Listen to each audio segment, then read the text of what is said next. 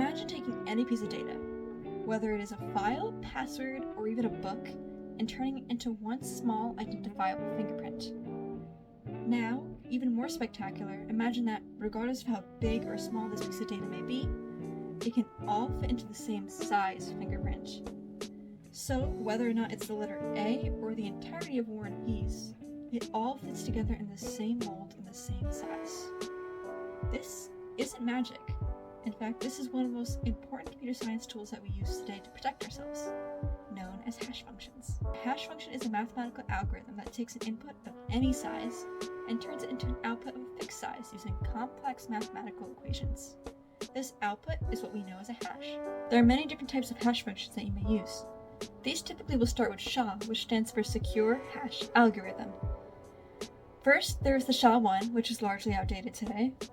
Second, there is the SHA-2, which consists of 224, 256, 384, and 512. And now there's the newly released SHA-3, which hasn't been widely implemented yet. The numbers that you see paired with these typically stand for the bits.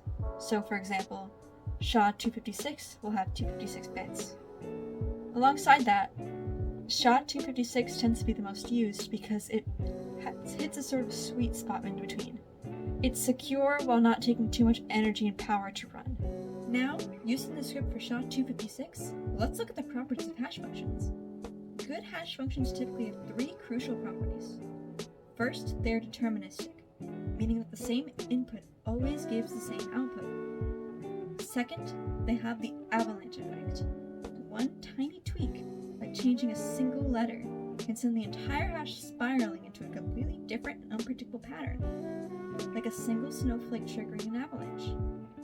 Finally, a hash should be one-way, meaning that it should be practically impossible to find the original input of a given hash. So, there is no particular method that you could use to decipher the original input through this hash shader.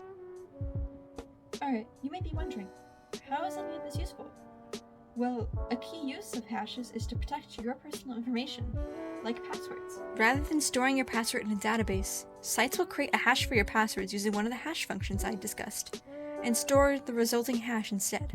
So, whenever you log in, the site checks the hash of your password you just typed in and sees if it matches the one stored in the database.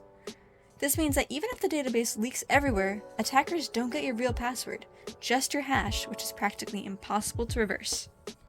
Hash functions quietly power many things, from password security to file verification. Even though at first glance may not be very noticeable, these work hard to keep our digital world trustworthy.